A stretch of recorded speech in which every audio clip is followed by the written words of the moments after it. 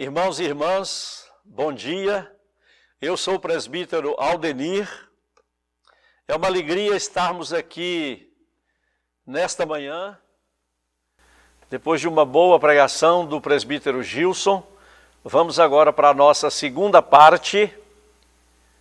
Leremos aí um texto da palavra de Deus, mas antes eu quero pedir para você se inscrever no nosso canal. Dê o seu like aí.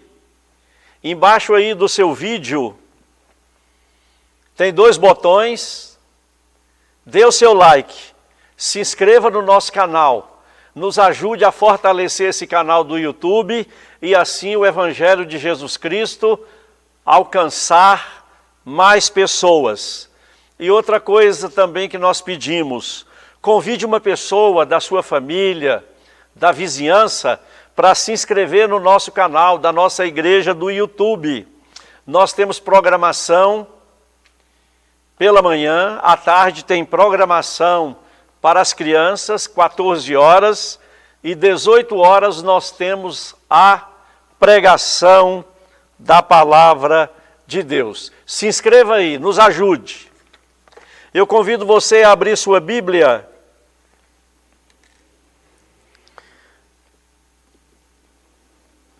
Primeiro livro dos Reis. Primeiro livro dos Reis, capítulo 17, versículos de 1 até o 7. Pegue aí uma Bíblia na sua casa, onde você estiver, ou mesmo no seu celular, e acompanhe conosco a leitura dos 7 primeiros versículos de primeiro livro dos Reis, capítulo 17. Diz assim a palavra do nosso Deus. Então Elias, o tesbita, dos moradores de Gileade, disse a Acabe: tão certo como vive o Senhor Deus de Israel, perante cuja face eu estou, nem orvalho, nem chuva haverá nesses anos, segundo a minha palavra. Veio-lhe a palavra do Senhor dizendo: retira-te daqui, vai para o lado oriental e esconde-te junto à torrente de Querite, fronteira com Jordão. Beberás da torrente, e ordenei aos corvos que ali mesmo te sustentem. Beberás da torrente, e ordenei aos corvos. Os corvos lhe traziam pela manhã pão e carne, como também pão e carne ao anoitecer, e bebia da torrente. Mas passados dias, a torrente secou, porque não chovia na terra. Meus amados, Elias é um personagem importante do Velho Testamento. Em alguns aspectos, a história de Elias é a sua história, é a minha história. Esse servo de Deus, esse profeta, ele enfrentou crises, conflitos, depressão, solidão e perseguição. Mas em nenhum momento ele barganhou, ele negociou seus princípios. Elias, ele não negociou as verdades absolutas das Escrituras. Ele não transigiu com o pecado. Pelo contrário, ele confrontou o pecado e a idolatria da nação de Israel. E como um cometa, ele entra em cena, ele entra na história e ele sai rapidamente. E ele só volta depois de 3 anos para o desafio contra os profetas de Baal. Estamos em Israel, especificamente em Samaria. E eu convido você a fazer uma viagem com o profeta Elias. Mas antes de começarmos essa viagem com o profeta Elias, precisamos aí do ponto de número 1, Cleiton. Quem é Elias? Elias nasceu em Gileade, como diz o versículo 1. É uma cidade montanhosa, perto do rio Jordão, de ricas pastagens. E essa cidade, ela produz mirra e produz também um bálsamo aromático. E em Jeremias capítulo 8, versículo 22, nós lemos: não há bálsamo, não há remédio e nem médico em Gileade. O nome Elias significa Iavé, ou Jeová é meu Deus. Esse profeta, ele predisse que não choveria em Israel por 3 anos e 6 meses. Elias, ele foi um servo de Deus autêntico, ele foi obediente, ele foi submisso e foi um homem de palavra. Quando ele profetizava, certamente acontecia, porque ele confiava no seu Deus. E o verso 1 diz ainda: Elias disse a Acabe: tão certo como vive o Senhor Deus, nem orvalho, nem chuva haverá nesses 3 anos e 6 meses, segundo a minha palavra. Mas, queridos, Elias não era um super-homem. Ele não era um super-crente, não. E uma coisa que nos alegra e me conforta é Tiago capítulo 5, versículo 17. Elias era um homem semelhante a nós, sujeito aos mesmos sentimentos, e orou com fervor e insistência para que não chovesse sobre a terra por 3 anos e 6 meses. E não choveu. Ele orou de novo, e choveu, e a terra produziu os seus frutos. Outra coisa maravilhosa, Elias não experimentou a morte. Ele foi arrebatado ao céu em um redemoinho e não em uma carruagem de fogo, como afirmam alguns.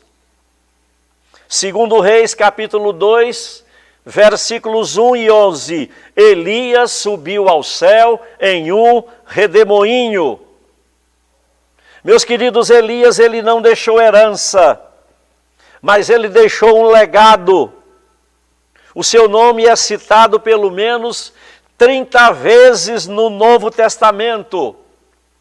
E veja que tremendo. Em Mateus capítulo 16, Elias é confundido com o Senhor Jesus Cristo.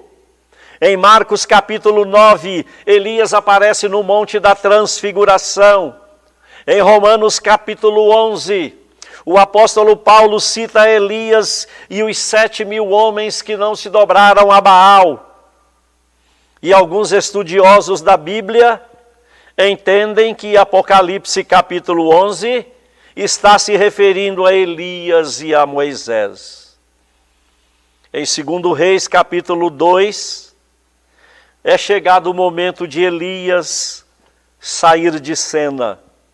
Ele sai, mas não pela porta dos fundos, mas ele entra pela porta da frente do céu. E depois que ele é arrebatado, pouco tempo antes, ele passa o bastão para Eliseu. Eliseu honra o nosso Deus e honra também o legado deixado por Elias. Para ilustrar e para a gente entender melhor, uma das provas que eu mais gosto nas Olimpíadas é o 400 metros com bastão. Cada participante representa uma geração. E o bastão é aquilo que vamos deixar para os nossos filhos, para as próximas gerações. E a minha pergunta para você que está nos assistindo e nos ouvindo nesta manhã: qual legado que eu e você vamos deixar para os nossos filhos? Vamos deixar para as próximas gerações? É uma pergunta para você responder para você mesmo e para Deus. Vamos começar a viagem com Elias. Nós vamos sair de Israel e vamos para Querite. É a primeira parada, é a primeira escala. Versículos 2 e 3 diz assim: veio a palavra do Senhor dizendo: retira-te daqui, vai para o lado oriental e esconde-te junto à torrente de Querite, fronteira ao Jordão. Elias, quando recebeu essa ordem, Deus não deu para ele um mapa, um GPS ou um guia turístico. Simplesmente ele confiou e obedeceu a Deus, porque Deus trabalha nas nossas vidas um dia de cada vez. E após Elias profetizar a seca no reinado de Acabe, ele precisava sair de cena. E ele recebe uma ordem de Deus para ir para Querite. Queridos, é Deus preservando a vida do profeta. Acabe e Jezabel eram inimigos do profeta. E Deus diz: Elias, vai para Querite, esconde-te lá. Parece uma ordem absurda, mas quando Deus ordena, nós temos que obedecer. Exatamente em Querite, ele teve segurança, sossego e sustento. É assim que Deus fez, e é assim que Deus faz na nossa vida. E essa ordem que Deus deu para Elias parece um pouco absurda. Mas veja, queridos, conta-se que durante a Segunda Guerra Mundial, uma viúva italiana, ela ficou sem dinheiro para pagar os aluguéis da casa onde ela morava. E essa senhora viúva, ela orou, ela clamou, e ela jejuou durante muitos dias, e nada adiantou, nada aconteceu. E ela ficou desesperada, ansiosa, preocupada, e ela foi despejada da sua casa pelo proprietário. E ela foi obrigada a procurar um abrigo em casa de parentes, numa cidade vizinha. Fui morar de favor. Logo após a sua saída,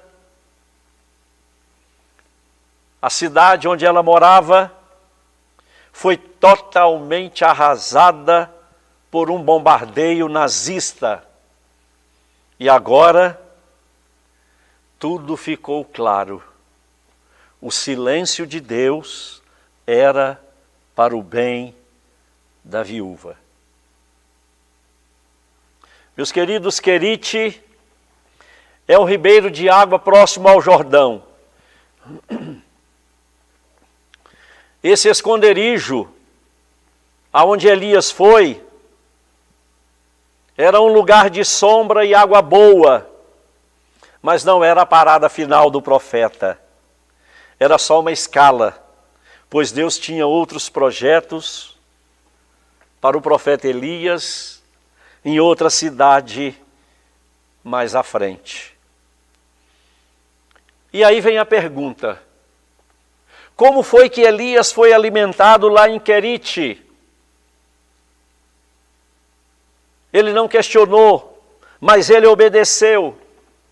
E o texto de 1 dos Reis 17, aconteceram 3 milagres.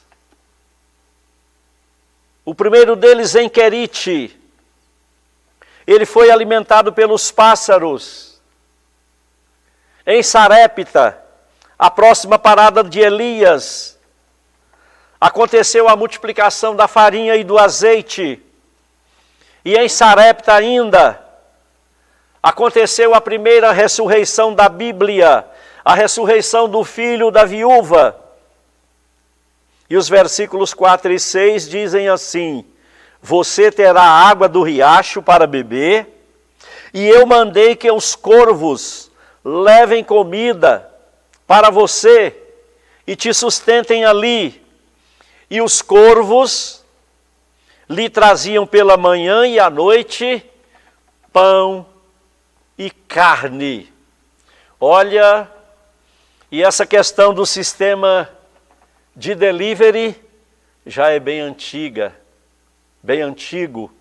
O profeta Elias, ele já naquele tempo usufruía do delivery, e olha, na base do 0800.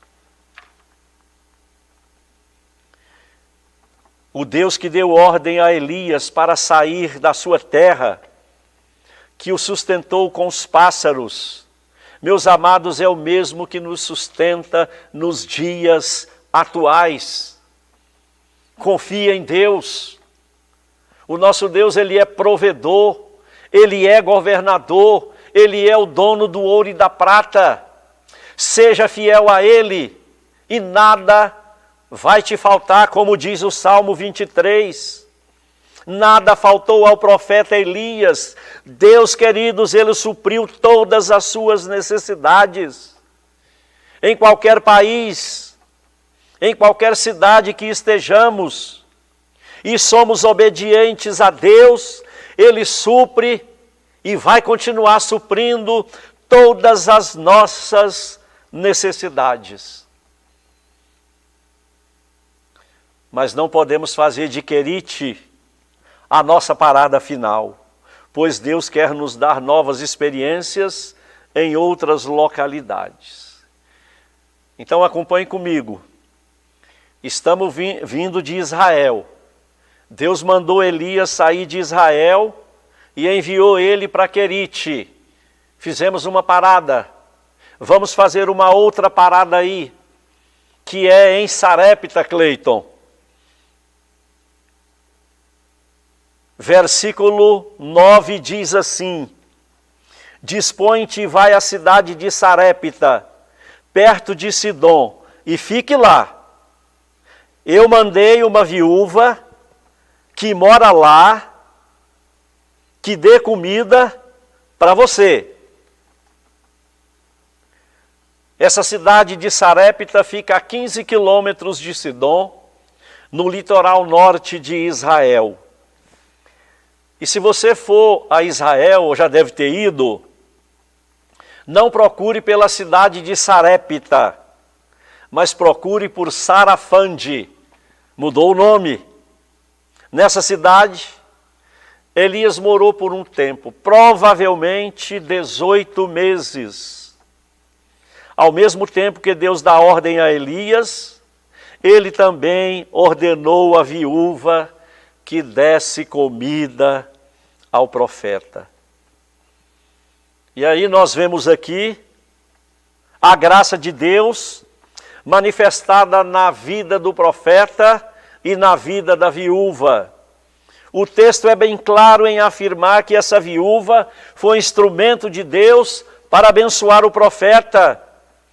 E mais tarde o profeta ressuscita o seu filho.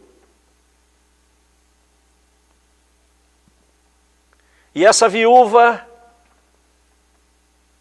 ela foi lembrada por Jesus em Lucas capítulo 4. Havia muitas viúvas em Israel no tempo do profeta Elias, quando não chovia durante 3 anos e 6 meses, e houve uma grande fome em toda aquela terra. Porém, Deus enviou Elias a uma única viúva que morava em Sarepta. E como é que nós chamamos isso aqui, meus queridos? Soberania de Deus. O nosso Deus, Ele é soberano, Ele é altíssimo, Ele é o Senhor da terra, Ele governa o mundo. Deus não está sujeito a ninguém, Ele não se deixa influenciar por ninguém, Ele não toma conselhos com ninguém para tomar as suas decisões. Mesmo salvando um e não salvando o outro, o nosso Deus, Ele continua sendo bondoso e justo. Nada pega Deus de surpresa, nem essa pandemia. Ninguém consegue impedir o agir de Deus. Agindo Ele, ninguém impedirá. E às vezes Deus faz coisas que parece não ter lógica. Primeiro Ele manda Elias para Sarepta, para Querite. Depois Ele manda Elias para Sarepta. Convém ressaltar aqui que Sarepta era o único lugar que Acabe e Jezabel não iam procurar o profeta. Sarepta parecia uma terra de ninguém, mas não estava fora da agenda do nosso Deus. Foi exatamente nessa cidade que Deus operou uma ressurreição e multiplicou a farinha e o azeite da viúva. Paralelamente, foi exatamente em Belém, uma cidade pequenina, que nasceu o Salvador do mundo, o Criador do universo. E tu, Belém, você é uma das menores cidades de Judá, mas do seu meio sairá aquele que reinará sobre Israel. As suas origens são desde os tempos antigos, desde a eternidade.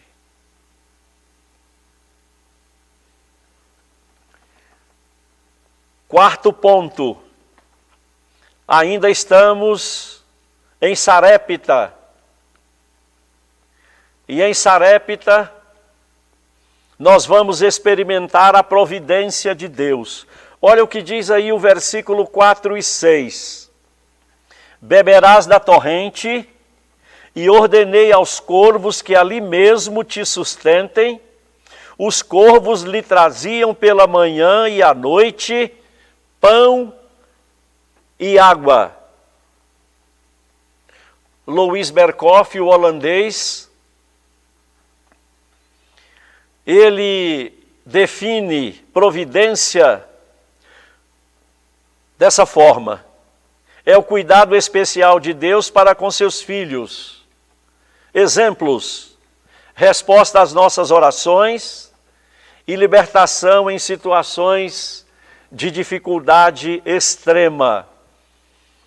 Em todos os casos, a graça e o socorro de Deus vêm em circunstâncias críticas e delicadas. Elias, ele sai de Israel. Ele não questiona a Deus. Ele obedece e confia na providência de Deus.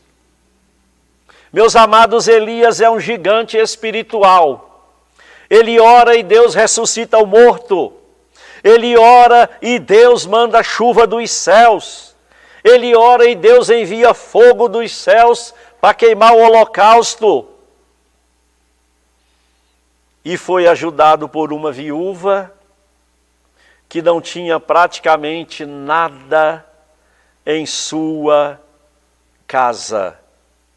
Uma viúva que ia fazer a sua última refeição e depois ela ia esperar a morte sua e de seu Filho.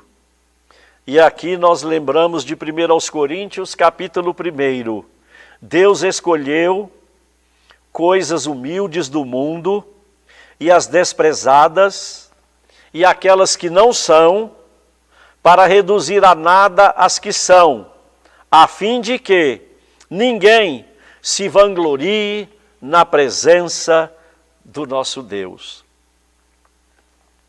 A vida de Elias, ela é pautada pela obediência, pela confiança e pela providência do nosso Deus. Em Querite e em Sarepta, o profeta, ele desfrutou da presença de Deus, da proteção de Deus e da provisão do nosso Deus. Da mesma forma que Elias obedeceu a Deus, nós também devemos obedecer e confiar na providência do nosso Deus. Porque Jesus, ele nos exorta em Mateus capítulo 6, não vos inquieteis dizendo, que comeremos, que beberemos, com que nos vestiremos, pois o vosso Pai Celeste sabe de tudo o que vocês necessitam. E ele encerra com o versículo 33, buscai em primeiro lugar o seu reino e a sua justiça, e todas as coisas vos serão acrescentadas. Quinto e último ensinamento que a gente aprende com o profeta Elias e com essa viúva.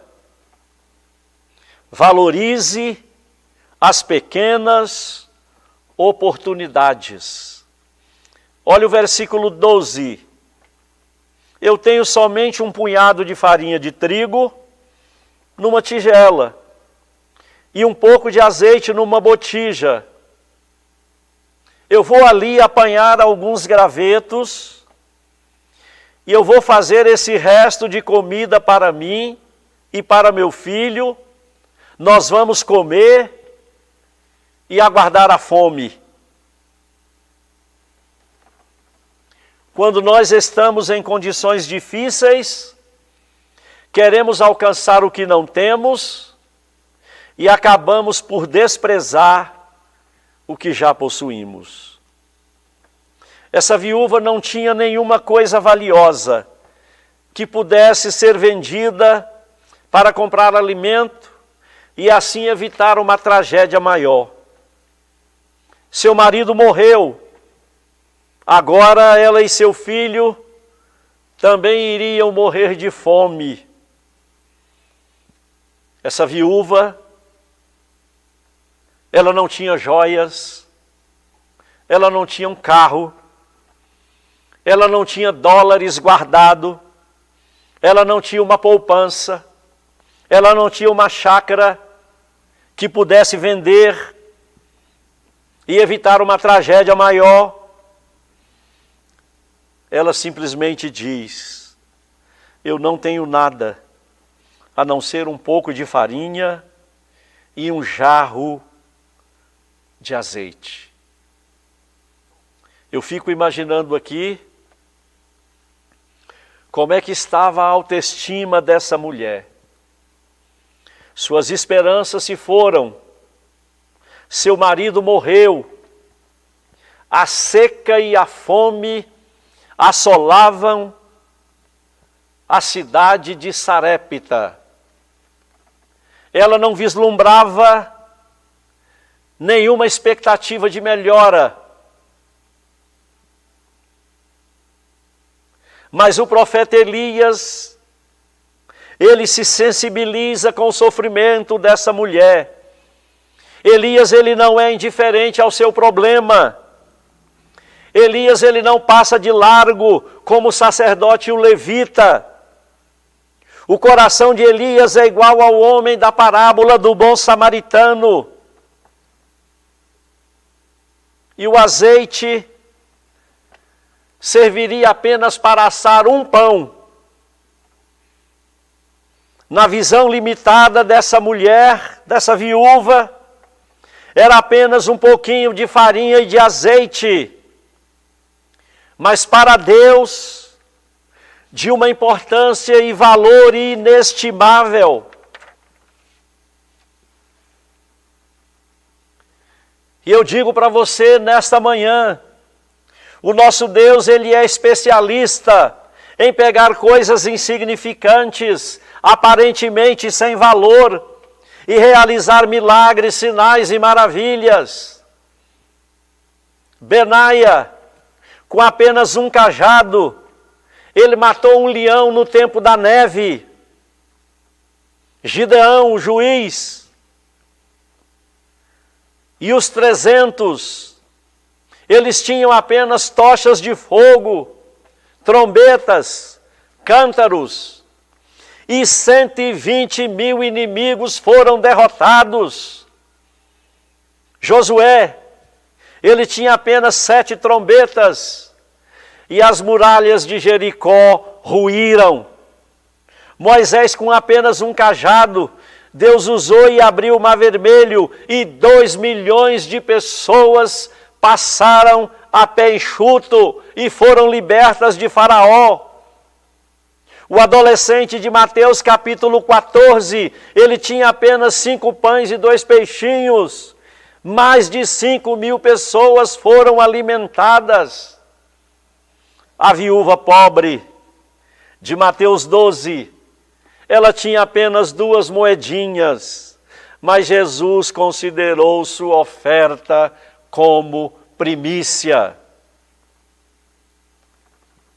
Que possamos colocar nossos dons e talentos à disposição do Senhor Jesus Cristo, para que Ele faça grandes coisas na sua seara.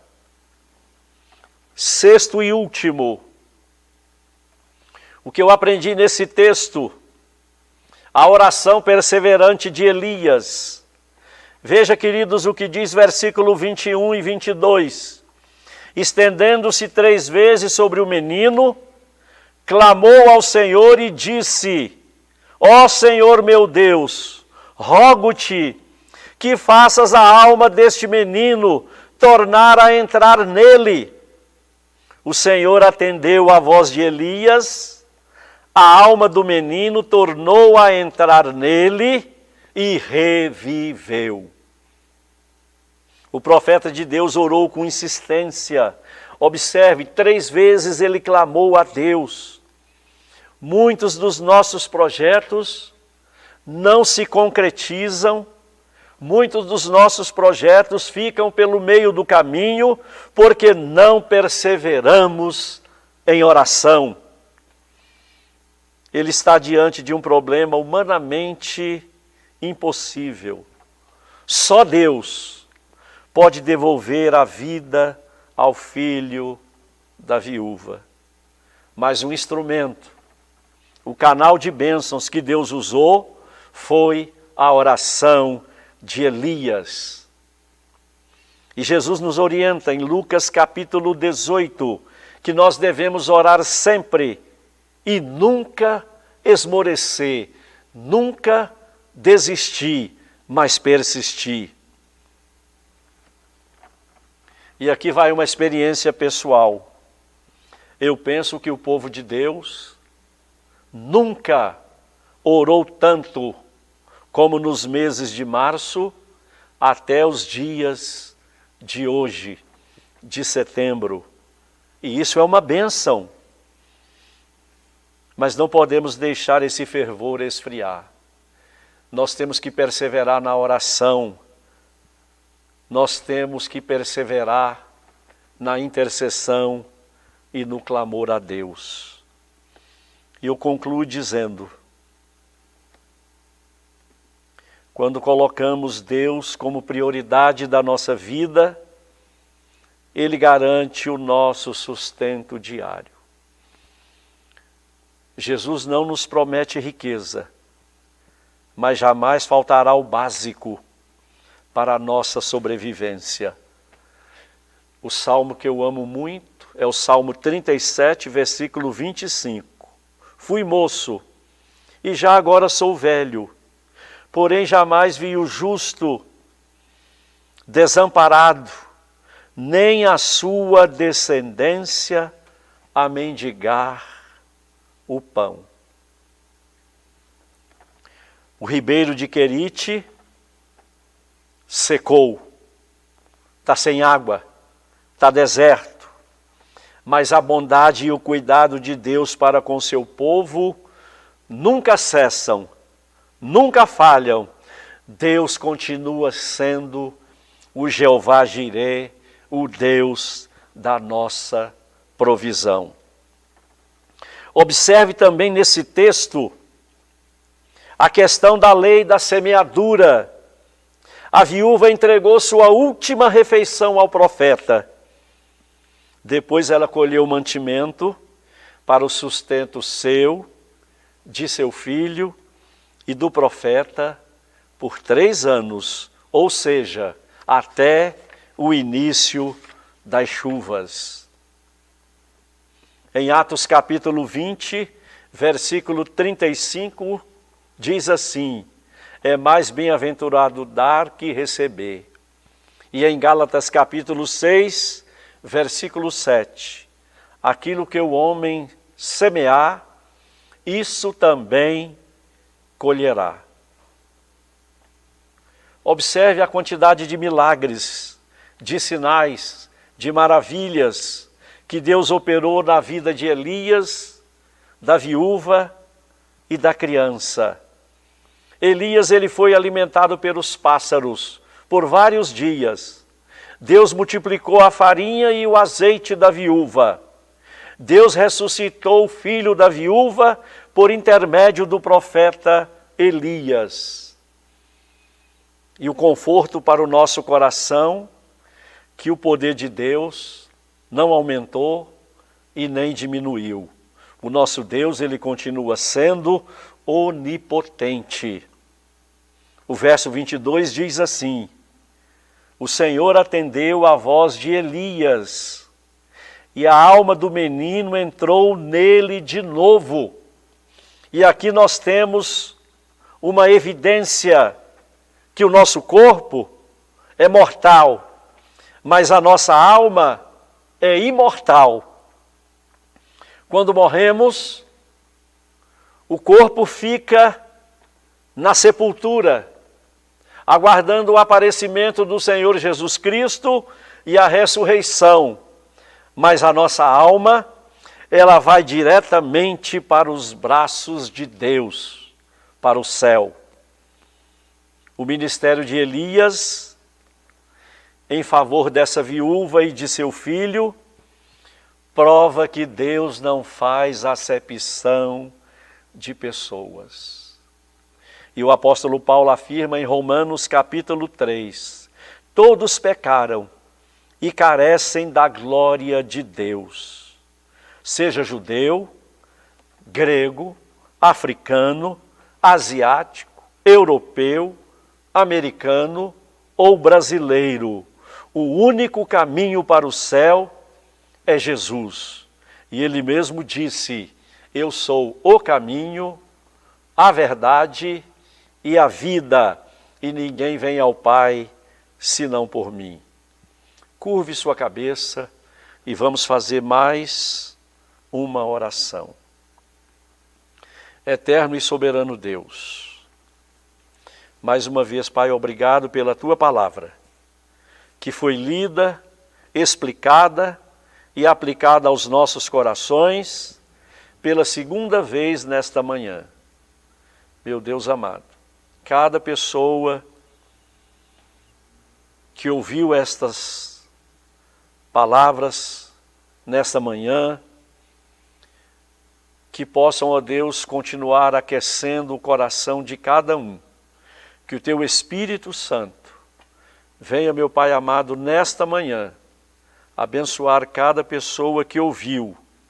Que o Senhor tenha misericórdia. Meu Deus amado, tem misericórdias da nossa nação. Estende a Tua mão, meu Deus, sobre os governantes. Estende a tua mão, Pai Santo, sobre o povo sofrido. Tem misericórdias, meu Deus. Visita, Senhor, agora os enfermos. Livra-os de todo mal. Livra-os de toda enfermidade. Livra-os desse vírus maldito. Tem misericórdias da nossa nação.